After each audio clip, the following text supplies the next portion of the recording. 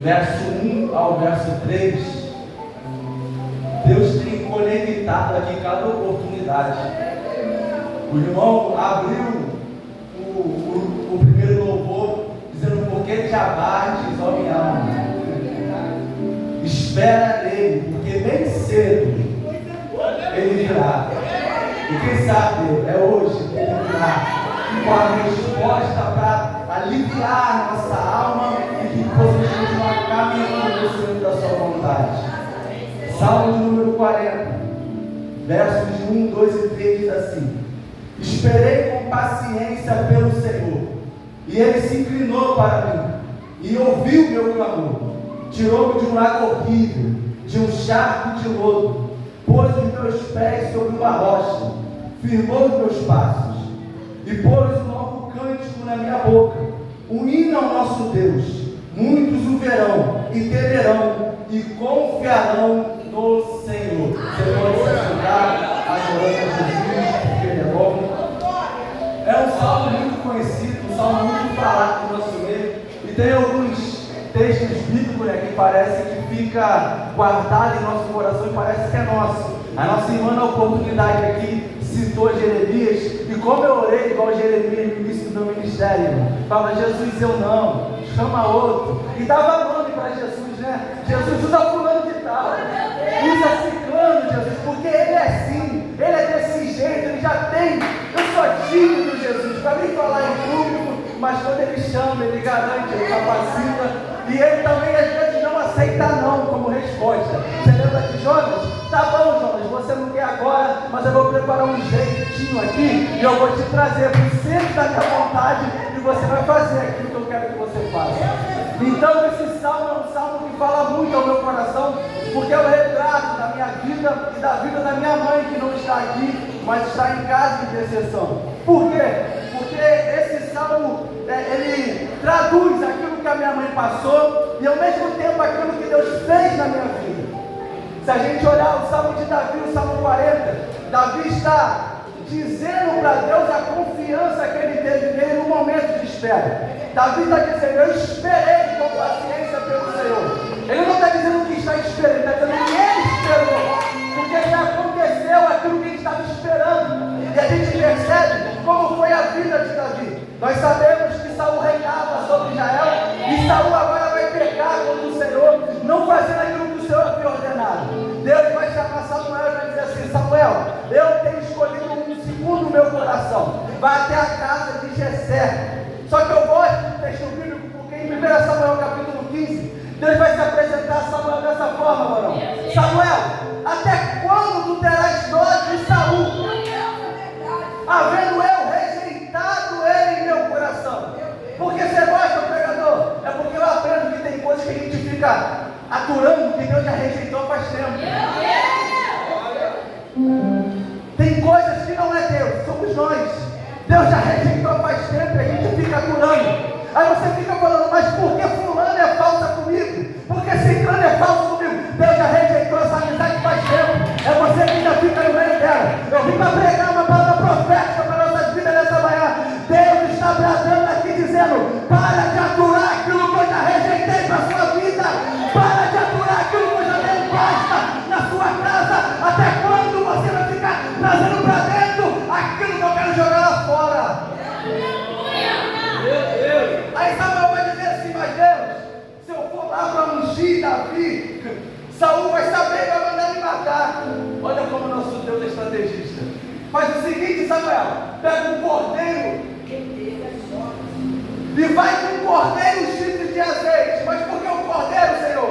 Porque quando alguém perguntar, você diz: estou indo sacrificar o Senhor. João Batista pregando no Jordão, ele vai dizer: raça de víbora, raça de víbora. Mas quando ele vê algo diferente, ele diz: eis o Cordeiro de Deus, que tira o pecado do mundo. Samuel não está entendendo mais. Deus está dizendo: Samuel, quem anda de mão dada com o Cordeiro pode andar para lá, pode andar para cá, pode ir ali, pode voltar, porque quem anda de mão dada com o Cordeiro tem livramento de morte. Aí você entende, porque você chega tarde da noite, queimado, está um perigo só, mas você entra na tua casa, porque está guardado um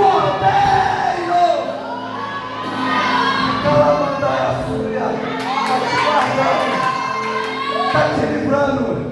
Samuel, anda de mão dada com ele, Samuel, que você vai entender que as coisas vão se tornar. Davi é ungido, mas não senta no trono ainda, porque tem alguém governando com a Saul.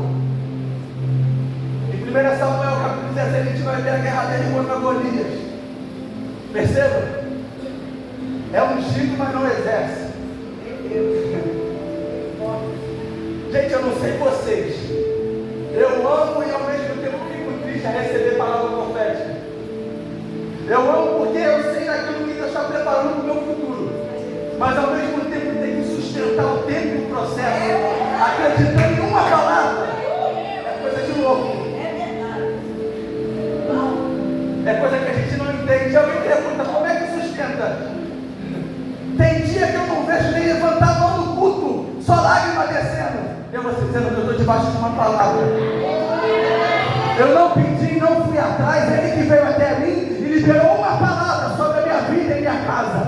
Eu não pedi, eu não fui atrás. É Ele que veio até mim e disse que a minha casa seria uma casa de bênção, que o meu lar seria um agente transformador para a sua casa. E se Ele disse, Ele garante aquilo que disse. E se Ele disse, passará céus e terra, mas as suas palavras não hão de passar. Eu vim pregar para alguém nessa manhã que está aqui debaixo de uma palavra profética, que está passando Jesus, já se passou 1 ano, 2 anos, 3 anos, 5 anos, mas eu estou aqui para te dizer, a palavra não caducou, ainda está de pé, aquilo que eu te prometi.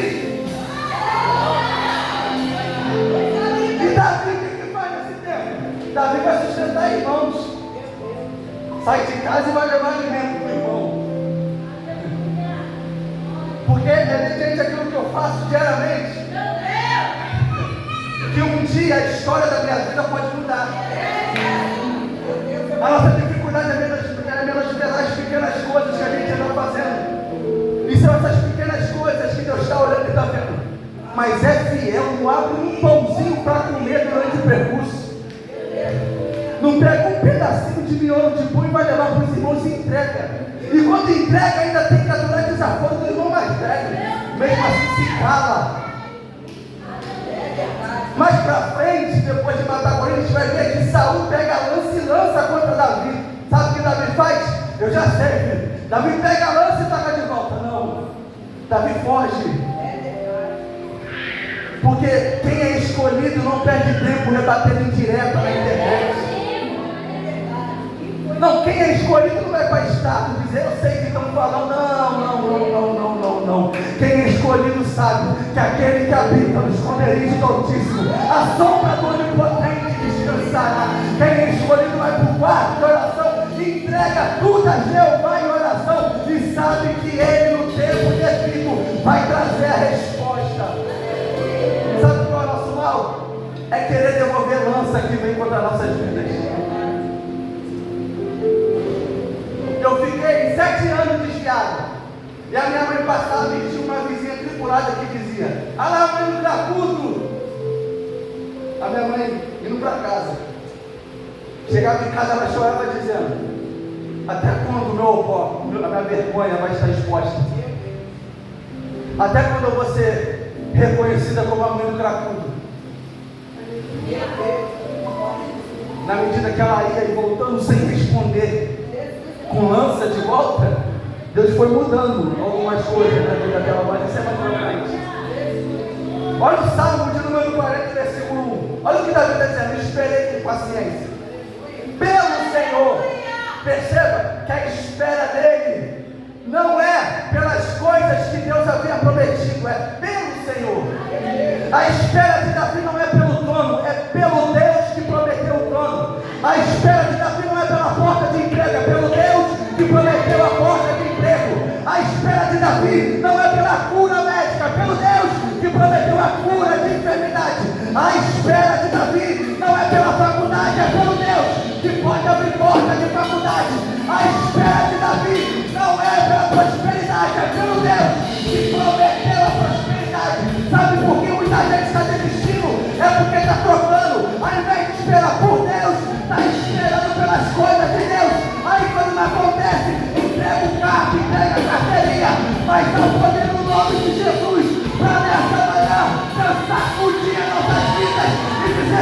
espera por mim, espera por mim, espera por mim, espera por mim, espera por mim que eu salvo, espera por mim que eu cuido, espera por mim que eu transformo, espere por mim. Esperei com paciência pelo Senhor.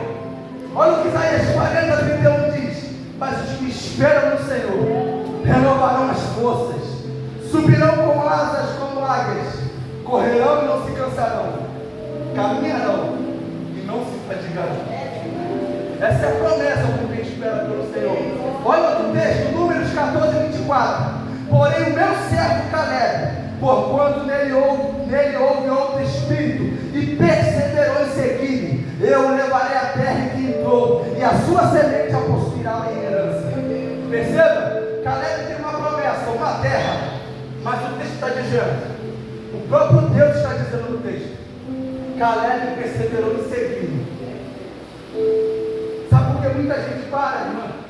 É porque não persevera em seguir ele. É verdade. Sabe por que muita gente ainda não recebeu aquilo que pede? É porque Deus sabe que o coração está naquilo que pede. No dia que ele der, a consagração aos sábados já não vai mais. No dia que der, os cultos durante a semana já não. E o domingo é só Santa Ceia e sabe lá. Eu conheço gente do meu círculo que quando as coisas estão boas, dia de domingo é shopping. Eu trabalho para isso. Eu falo amém. Você acha que é assim? Quando as coisas apertam, entra em guerra aí comigo. O negócio está difícil aqui. Porque o coração ainda está nas coisas. Só que Jesus dizendo, buscai primeiro o reino dos céus e a sua justiça. Jesus, eu preciso de carro, isso para mim é coisa. Jesus, eu preciso de emprego, isso para mim é coisa. Jesus, eu preciso disso e aquilo, isso para mim é coisa. Tem mais coisas, vos serão acrescentadas. A segunda coisa que vale a pena esperar por Deus é porque Ele ouve. É o texto que está dizendo, verso de número 1 ainda, Ele se inclinou para mim e ouviu o meu clamor. Perceba que Davi começa esperando. A espera de Davi fez Deus se inclinar para ele. Davi percebe a oportunidade e entende, está na hora de clamar.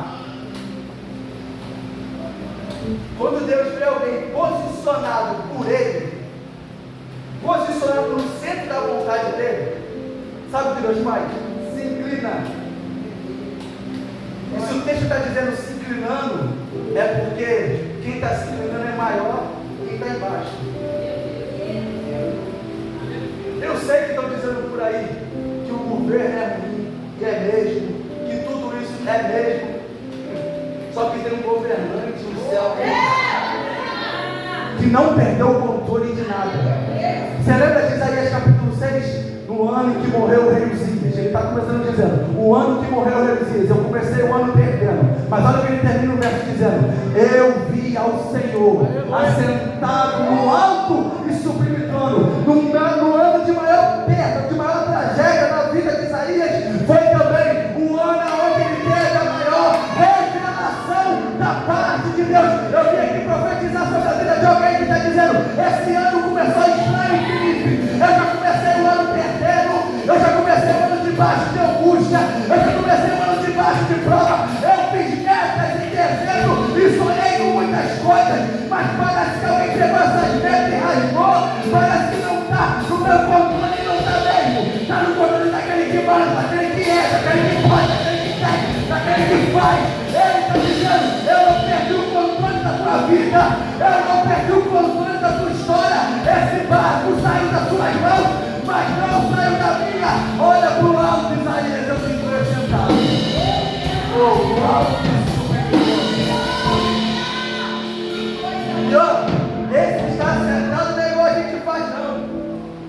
Terminei de fazer tudo, vou sentar e ficar vendo estado de WhatsApp. Não, ele está sentado vendo status não. Ele não está sentado perdendo tempo, ele está sentado fazendo o quê? Contemplando todos os seres viventes da terra. Ele está olhando para cada um. E ele está olhando para cada servo e serva dele. dizendo, está sofrendo, está chorando. Mas hoje, 7h30 da manhã, estava acordando, passando café, cantando hino da harpa, se preparando para vir para a consagração. Está passando pelo vale da sombra da morte, mas está entendendo que é um período, é um momento. Logo, logo cantará o hino da vitória. Gente, você já percebeu que Deus às vezes fala algumas coisas que para nós parecem esquisitas? Você lembra de Moisés? Moisés vai até Faraó. Olha a palavra que sai da boca de Moisés. Assim diz o Senhor: deixai meu povo sair para o deserto. Para quê? Para fazer uma festa no deserto para mim. Só que a gente aprende que deserto é lugar de provação. Deserto é lugar onde Deus está nos provando, onde algumas coisas são limitadas, mas Deus está dizendo, se eu quiser, até nesse seu deserto, tem festa para você. Se você entender essa palavra, você vai sair daqui sorrindo. Satanás vai bater em retirada da tua vida, da tua casa. Por quê? Porque você está entendendo, eu estou no deserto, mas eu não sou propriedade do deserto. Eu sou propriedade daquele que tem poder de no deserto fazer um banquete para a minha casa. Ele se virou para mim e ouviu o meu clamor. Ele não só ouve o que desejamos, como também sabe do que precisamos. Eu vou dar alguns exemplos aqui de oração que Deus ouviu. Gênesis 21:17. E ouviu Deus a voz do menino, e bradou o anjo de Deus a Agar desde os céus, e disse: que tens, Agar? Não temas, porque Deus ouviu a voz do menino, desde o lugar onde está. Sabe onde Agar estava aqui? Entre a fronteira da terra de Israel para voltar para o Egito. Vê se esse Deus não é maravilhoso. Ela está na beira. Eu acho que eu volto para o Egito. E na beira dela voltar para o Egito, Deus brada do céu e disse: Agar, que tens? Eu ouvi a voz do menino, Agar. Faça o teu caminho de volta, Agar, porque eu tenho promessas para esse menino também. Eu estou pregando para alguém aqui, que talvez entrou num momento com Deus tão terrível, de um momento de tribulação tão grande, que alguém disse algumas promessas para a sua vida foram canceladas. Eu vou melhorar aqui. Eu estou pregando para alguém aqui que quem sabe caiu em pecado no meio da sua trajetória e se reergueu novamente. E o diabo está dizendo na tua mente, dizendo, aquelas promessas do início da caminhada acabou, não é para você. Mas Deus me trouxe aqui nessa manhã para dizer, nenhuma promessa foi anulada sobre a sua vida. Eu ainda tenho controle de todas as coisas, e todas as promessas que eu fiz vai se cumprir. Faça o caminho de volta, joga Satanás no quinto dos infernos, e saiba que aquele que te faz promessa não brincou com o teu sentimento. Ele não brincou com a tua vida. Ele não brincou com a tua vida. Não. Eu e minha esposa, certa feita, se preparando para casar, tomamos uma volta de 11 mil reais no buffet, no ano do casamento. O casamento é outubro, eles tomam uma volta no final de fevereiro. Só eu trabalhando, ela tinha saído do trabalho porque deu problema no braço dela, e ela aguentou um tempo a mais só para pegar uma rescisão maior e a gente pagar o buffet. E a gente viu todo o nosso esforço saindo ali. E a gente na igreja, liderando jovens, fazendo congresso, eu saindo para pregar e ela indo cantar comigo. Sem nunca pedir R$1 de oferta nem nada. Só indo e deixando Deus trabalhar. Certa feita a gente estava num culto. Uma irmã se levanta em profecia e eu já estava cansado de ouvir profecia naquela época. Sabe quando nós estávamos não aguenta mais? E a irmã levanta e disse: olha o que eu vou fazer na tua vida. Olha como eu te levo para lá e para cá, e profetizando. Olha a chave dourada que eu coloco na tua mão. E eu falei, Jesus, só queria te Eu só queria aquilo que a minha esposa planejou, e eu vejo ela chorar o tempo todo, porque agora não vai ter festa de casamento. A minha esposa era tão apaixonada por casamento, que ela abriu mão de aniversário de 15 anos, para se arrumar e aqui estar com uma festa de casamento. É o sonho dela. E a gente está vendo esse sonho ir embora por lá para baixo. E fazendo as coisas. No culto, um sorriso aqui. Os jovens pregando com ninguém. Mas no quarto, só ele. Tinha dia que a minha mãe acordava para beber água e ela me escutava gemendo, chorando na cama do lado. E ela dizia: meu filho vai dormir. Eu falei: eu não consigo. Por que ele não faz? Porque ele não ouve. E eu cheguei no momento e falei: Deus, eu não quero isso e aquilo, eu só quero isso daqui. É só isso que a gente estava planejando e alguém roubou de nós. A gente veio para Queinares, só com R$1.000 na conta. Fechamos o buffet. E ele falou assim: a sua irmã também não quer casar? Quer. Então faz as duas a festa junto, eu faço um preço legal. Eu falei: e aí? Ela falou: eu topo. Eu falei: então tá bom, dei a entrada, R$1.000. E ela falou: mas tá bom, filho, é só o buffet, tem falta pagar o sítio, mesa, som. Eu falei: e a gente está com uma obra em casa, só você trabalhando. Eu falei: a promoção do trabalho vai sair, o dinheiro vai aumentar um pouco, a gente vai se virar.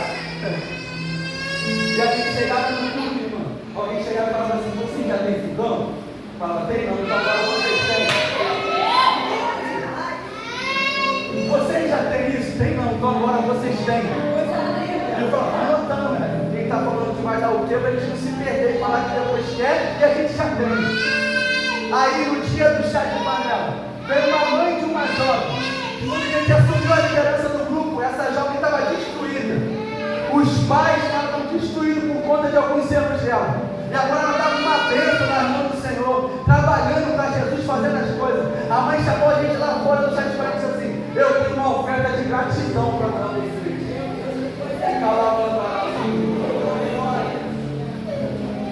Pelo empenho e o amor que vocês tiveram pela alma da minha filha. Está aqui, ó, uma oferta para vocês.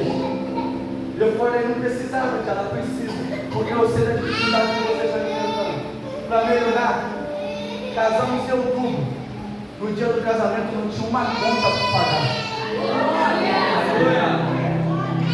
Só que agora a gente falou: não vai ter lua de mel, porque o dinheiro que a gente já foi na festa, vamos ficar em casa. No domingo de manhã, sabe onde eu estava? Passando lá na igreja, eu estava indo fazer feira, e perguntando: ó, estou por aqui, hein? Só para eles ficarem ligados. Fui fazer a feira, voltei com a minha esposa. A irmã dela liga para a gente e fala assim: a gente vai viajar, vocês não querem? Aí eu falei assim: a gente acha que não vai dar não, mas calma aí. Pegamos o dinheiro da oferta que a gente foi recebendo durante o tempo que a gente saiu para pregar, e o dinheiro da gravata. Deu para pagar o atimel também. Naquele dia eu me ajoelhei e agradeci a Deus. Deus falou no meu ouvido: eu te chamei para uma obra. Por causa do meu chamado, se prepara para chorar ainda mais. Isso que você chorou foi pouco. Por causa do meu chamado e da minha obra na sua vida, você vai ver pessoas tendo e você não tendo, mas não se compare a elas, porque aquilo que eu tenho para a sua vida é diferente, é maior. E eu quero estender essa palavra de Deus para cada um que está sentado aqui. Pare de se comparar com do lado, com do outro, com de trás, com da frente. O que ele tem para o seu endereço é para o seu endereço. O que ele tem para a sua casa é para a sua casa. E aquele que fez a promessa vai cumprir aquilo que prometeu, o que fez a dar.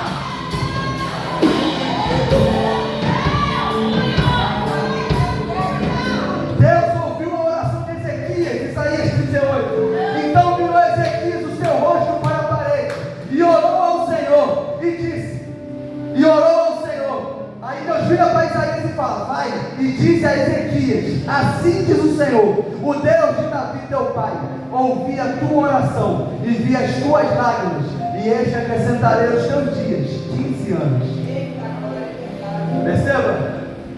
Ezequias está prestes a morrer. Isaías foi lá levar uma palavra e diz assim: põe tua casa em ordem, porque certamente morrerás. Ezequias recebe a palavra do profeta. Isaías sai, ele vira o rosto para a parede e faz uma oração dizendo: ó Senhor Jeová, lembra-te da minha mocidade, lembra-te de como fui fiel ao Senhor e não transgredi nenhum dos seus preceitos. E ele começa a orar a Deus. Quando Deus ouve a oração de Ezequias, Isaías está agora no pátio do templo. Deus bate e diz: Isaías, diz Senhor, volta até Ezequias.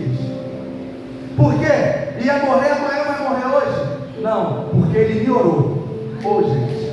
E eu ouvi a oração que saiu da boca dele. Um decreto que era de morte vai se transformar em vida. O decreto que era de morte, eu vou mudar e vou acrescentar nele 15 anos de vida. Tem gente que entrou por essa casa nessa manhã e disse: Senhor, vai lá nele, vai lá nela. Tem gente que nessa manhã pode descer a sepultura. E por que não vai descer mais? Porque você orou, porque você clamou.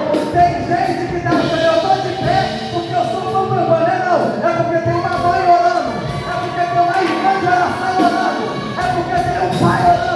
Deus está dizendo para mim e para você nessa manhã: enquanto você ora a mim, eu mudo o decreto de morte. Quem era para morrer vai viver, quem era para cair vai ficar de pé. Quem está caído, ele vai levantar com louvor. Eu ouvi o seu clamor, Ezequias. A terceira coisa que eu aprendo para a gente correr para o final, que vale a pena esperar por Deus, é que ele tira o crente da lama.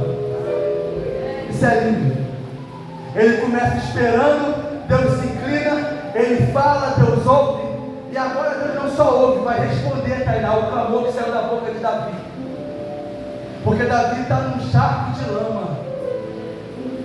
Perceba, Deus se inclinar é muito bom, mas essa ação de Deus aqui é melhor. Porque quem se inclina e quem ouve pode estar distante de quem está falando. Quem está lá na porta está ouvindo a minha voz, mas não está perto de mim. Agora, tirar da lama não dá para tirar de longe. Tem que se aproximar, tocar e tirar. Olha o que o salmista está dizendo: Deus não é só aquele que ouve a oração, mas responde ela, se aproximando de quem está orando. Agora tu entende, porque você está lavando louça lá, cantando a língua, enrola do nada.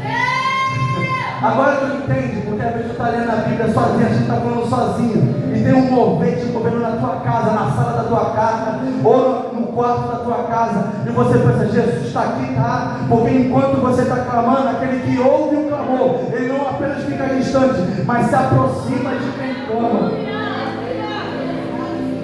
A outra lição que eu aprendo é que ele coloca em nós um novo cântico. Davi começa cantando um cântico de paciência, eu esperei. Mas Deus tem um cântico novo para colocar nos lábios de Davi. E se eu te disser nessa manhã que Deus pode mudar o cântico dos seus lábios? E se eu te disser nessa manhã que o céu tem uma canção nova para a sua vida? E se eu te disser nessa manhã que o céu está preparando um louvor que alguém vai cantar para você, vai dizer: tem um hino que é o retrato da sua história, e quando cantar, você vai entender: foi o céu que está colocando um novo cântico nos meus lábios. Se lembra que eu falei no início aqui da minha mãe? Minha mãe sempre foi crente. Desde quando eu nasci, ela já era crente. Antes ela era do candomblé. E no momento de enfermidade, ela acabou saindo e tomando uma decisão por Cristo. E o testemunho dela é muito lindo, só para resumir. Ela estava dentro de um quarto, já tinha fazer cirurgia, já foi 2 vezes e não conseguiu. Uma, os aparelhos queimou do centro cirúrgico. A outra, aconteceu um problema com o médico.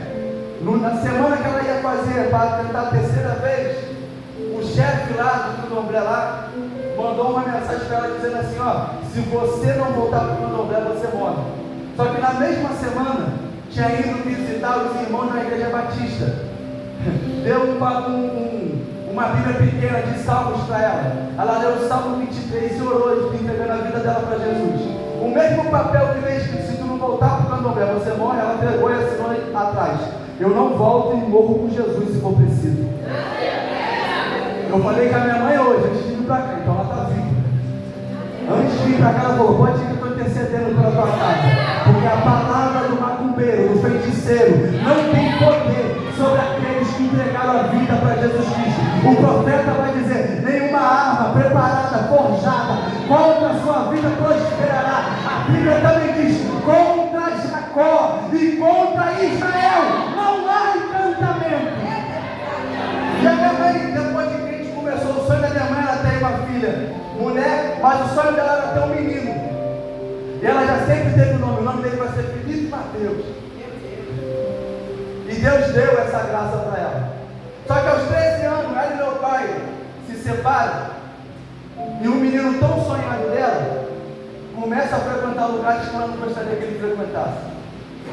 Domingo de manhã tinha EBD. Meu pai falecido tinha campo, jogo de bola. Paguei com o campo do papai, à noite tu vai para a igreja. Eu falava, então eu vou. Falava, mãe, vou fazer o seguinte, vou dividir o domingo, tá? De manhã eu fico com meu pai, à noite eu estou no culto.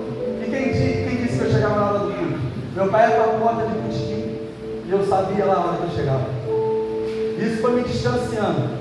Um dia eu vi meu pai com alguns colegas usando uma droga, e aquilo despertou curiosidade na minha mente.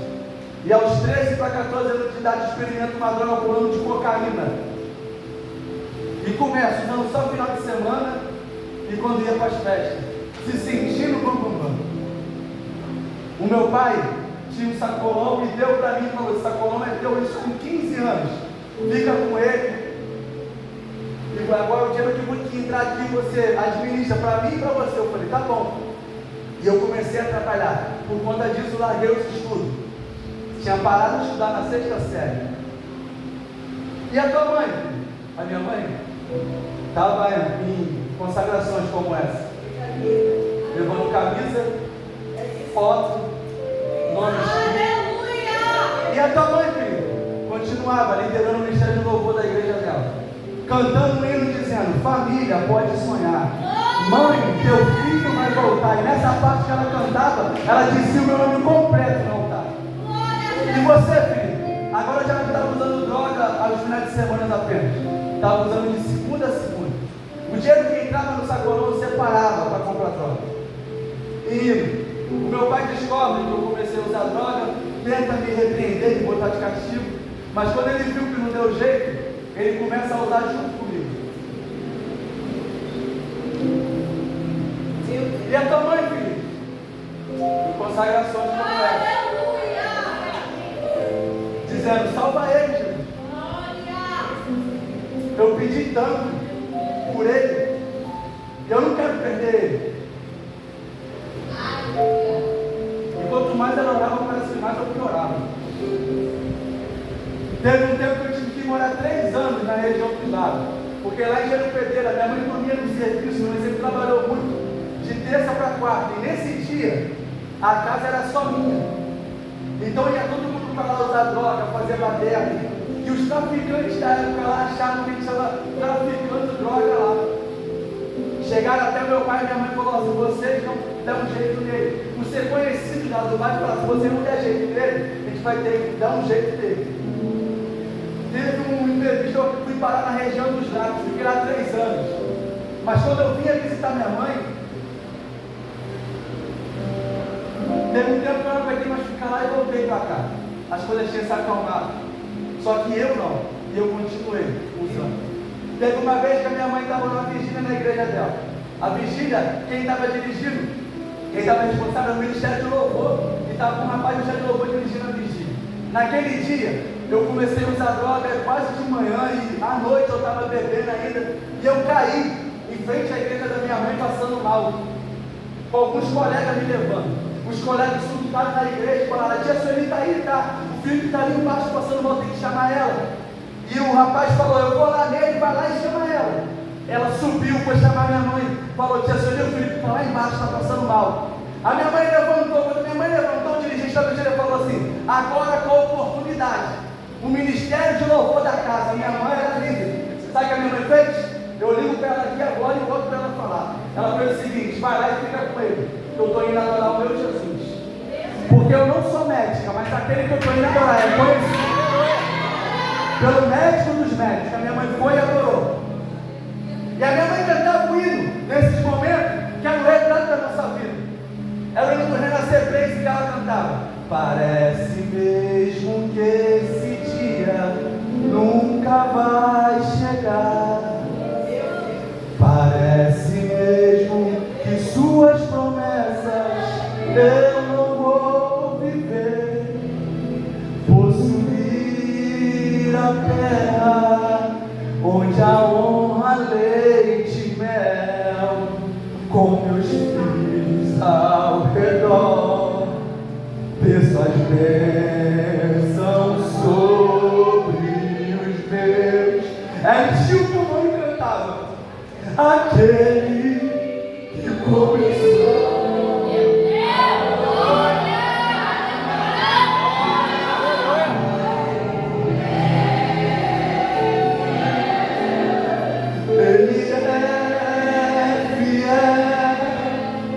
descansará,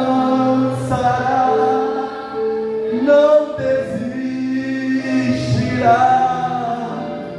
enquanto não houver terminar. O filho está deitado na rua, passando mal, cantando: não vivo do que vejo, mas eu vivo do que creio. Se Ele é fiel, Jesus é fiel. Ela canta, desce a escada da igreja, fala: me ajuda a levar ele para casa. Me levou, me deu um banho, me deu algo para cortar o efeito da droga. Eu fiquei deitado, olhando, passando mal, pedindo perdão a ela. E ela começa a pegar as coisas dela, a bolsa. Falei: mas ela está indo para onde? Ela: são 3:30 da manhã, meu filho, a vigília acaba às 6.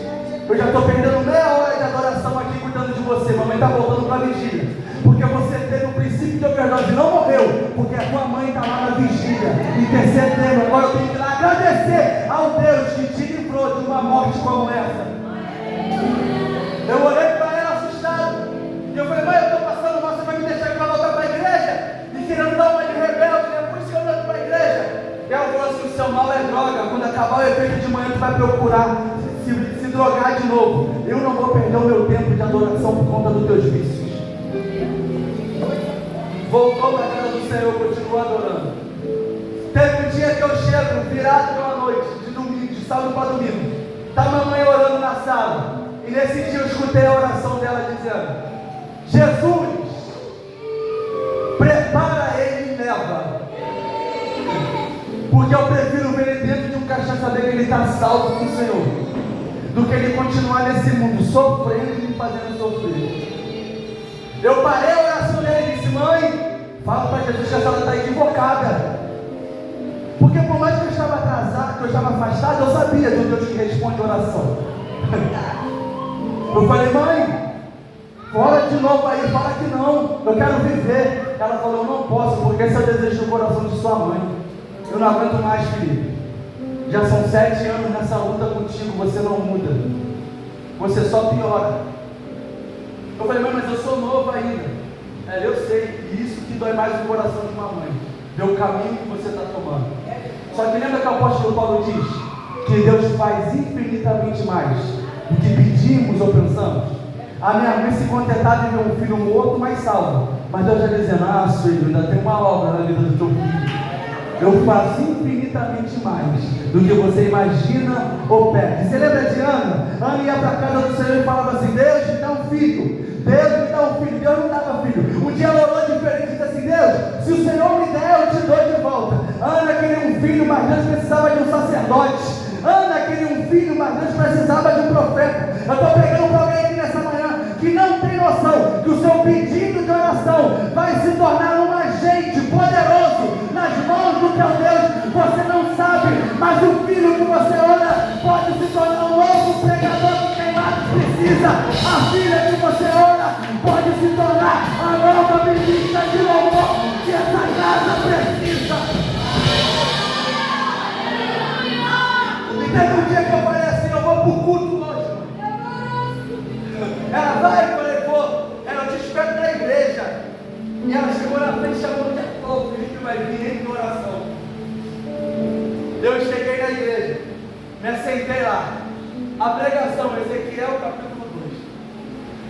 Se você não pregar ao povo aquilo que eu mando e o ímpio morrer, eu vou cobrar de você. Fala: Deus, o que isso tem a ver comigo? No momento da pregação eu desci, as irmãs já de louvor desceu atrás, me rodearam e falaram assim: Felipe, volta, Deus está te chamando, Deus tem uma obra na sua vida. Eu falei: que obra? Não tem nada. Eu não tem mais jeito para mim não. É 7 anos vivendo assim, eu não consigo parar de dar cocaína, eu não consigo largar o cigarro, não dá. Eu estou aqui, mas minha carne está tremendo, tenho vontade de sair daqui e fumar. Ela falou assim: se você entregar a tua vida para o Espírito Santo hoje, ele muda a tua vida. Eu falei assim: mas eu não tenho força. Aí naquele dia o Espírito me pegou, porque ele disse: não é com a tua força, é que o meu poder se aperfeiçoa na sua fraqueza. Naquele dia eu entreguei a vida para Jesus, não tive força para ir no altar. Eu caí no meio da igreja chorando, o diácono veio e puseram as mãos sobre mim, fui para casa. Na segunda-feira, Bíblia, o dia todo trancado dentro de casa. Sem trabalhar, Bíblia de manhã, à tarde e à noite. Minha mãe saía para ir trabalhar, tá eu lendo Bíblia. Mas Jesus me salva, me cura, me transforma, eu preciso disso daqui. Numa quinta-feira de manhã, bate alguém no portão, meu conhecido. Fala, filho, deixa eu entrar, me dá um pouco d'água. Eu falei, pode entrar, quer água, quero. Fui lá na sala de ligar a televisão. Quando eu volto, ele joga uma carreira de cocaína em cima da mesa. E fala assim, está aceitando Jesus, né? Eu falei, espera, aceitei. Quero ver então agora, você vem me cheirar, você não vai querer. Eu falei assim, pô cara, guarda isso. Eu quero ficar tranquilo. Eu não quero mais trazer desgosto para minha mãe. Ele, tá bom, só vou usar aqui e vou embora. Eu não aguentei, usei junto. A minha tia me liga 1h da tarde. Felipe, vamos pro culto lá na igreja de libertação. Eu fui criado numa igreja batista tradicional. Eu tinha medo de fogo, de manto, tinha medo disso. Eu vou cair endemoniado. Ela falou, não, tia. Boa noite, eu estou todo errado. Ela, mas Felipe, eu falei, tia, vou falar com uma senhora. Eu usei droga a manhã toda, não aguentei cair hoje. Então ela falou, mais uma bela oportunidade para você ir lá, para Deus ver que realmente você quer. Eu falei, então se é assim eu vou. Eu fui. Quando eu chego na porta, está a esposa do pastor lá da congregação, olha para mim com um sorriso enorme e diz assim, Deus está muito feliz que você entrou por essas portas hoje. E eu falei na minha mente, é porque a irmã não sabe o que eu fiz de manhã. Se soubesse, eu ia falar isso. Assisti o culto, estou indo embora, virando a esquina, a irmãzinha veio, ei jovem, eu falei, que foi, eu falei, essa irmã de novo, ela, eu posso te dar mais um abraço? Eu falei, pode, e repetiu, Deus está muito feliz que você veio aqui hoje. Naquela noite eu entendi que não importa o quanto eu tentava fugir, Ele estava disposto a me trazer de volta, e daquele dia em diante, nunca mais usei droga. Deus transformou minha vida, me transformou. E você lembra a oração da minha mãe? Prepare e leva. Mas você lembra que eu falei? Deus faz infinitamente mais. Aí teve um dia que eu estava me preparando para pregar. Depois de 2 anos, ou 1 ano de convertido, indo pregar na favela do lixão. A minha mãe olhou e começa a chorar. Eu falei, o que foi, mãe? Ela falou que teve um dia que Deus usou uma irmã e eu não dei crédito. E falou que aquele que eu subi dessa escada, eu ia com ele, está dentro de trem, para ir pregar a palavra em outros lugares. O morro que eu subia lá em Jerusalém, morro do céu para comprar droga, é o morro onde eu fiz uma mega feira missionária o dia todo no sábado, pregando a palavra, dando alimento, colocando brinquedo para as crianças, porque é o lugar onde eu fui trazer vergonha, Deus deu oportunidade de eu ir lá e levar tudo da honra para o nome do Senhor. Aí agora minha mãe precisa mais cantar, parece mesmo que esse dia nunca vai chegar. Porque chegou. Chegou porque ela esperou com paciência que ele chegou. Chegou porque o Senhor se inclinou para ela e ela clamou e ele ouviu o seu clamor. Chegou porque o Senhor não só ouviu o clamor dela, mas foi um charco de lama, me tirou de lá, pôs um novo cântico em minha boca. E olha o que o salmista termina dizendo: e os meus pés ficou na rocha. Deus vai ficar, aquele que você ora, aquele que você pede, na rocha. E você sabe quem é rocha, porque essa igreja é uma igreja bíblica. Você sabe que a rocha é Jesus. Talvez você olhe e pense hoje, esse menino só quer saber de funk, de balada, essa menina só quer saber de rua, e você nem imagina que Deus está preparando para essa menina não querer saber de mais nada disso. Vai querer saber de consagração, de vigília, de culto de adoração, culto de libertação. Deus vai transformar a sua vergonha em dupla honra. Se põe de pé.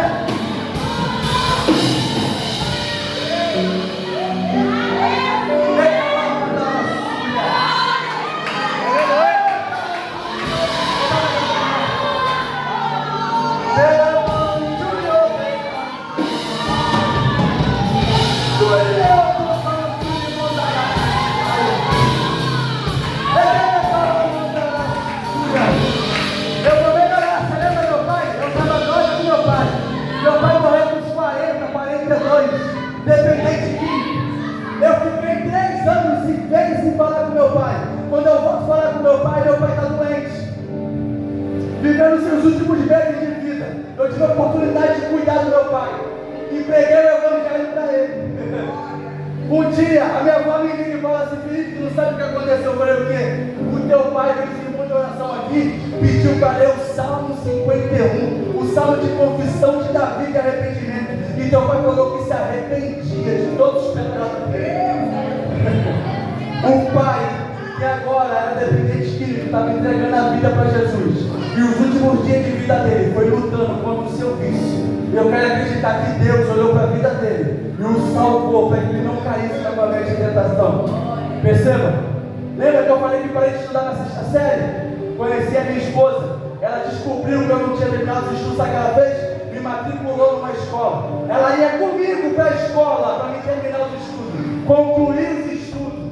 Felipe, você era quem? Ninguém, não tinha uma profissão, não tinha nada. Deus me colocou trabalhando num lugar em poucos meses. Subi de carro, hoje tem uma profissão. Um jovem que tinha tudo para dar errado, era conhecido como cracudo. Deus foi lá, pegou, deu uma nova história, uma nova vida. Eu só vim aqui te lembrar daquilo que o Deus que você serve pode fazer e te lembrar que momento de consagração como esse não é em vão. Deus, nós te louvamos, glorificamos o teu santo nome, te bendizemos porque o Senhor é bom e a sua misericórdia dura para todos sempre.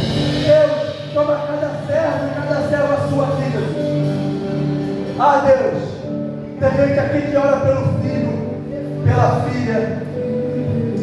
Tem mãe aqui que entra sozinho e vê outra família dando para os filhos à vontade. Eu quero ter essa oportunidade. Chegar lá para mandar oração. Deus, o Senhor levantou o profeta Ezequiel para profetizar no vale da Síria e levantou um grande exército de lá. Faça isso na vida dos teus filhos. Pai, eu não sei o que cada um aqui tem esperado e chorado, mas o Senhor conhece cada oração nessa manhã.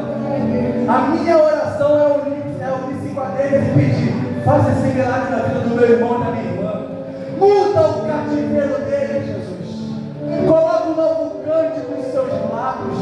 Oh Deus, que essas consagrações aqui tenham se tornado também um momento de testemunho, aonde o Senhor vai fazer na vida dos teus servos e vão aqui entregar o testemunho para as suas servas, dizendo: Deus fez, Deus realizou.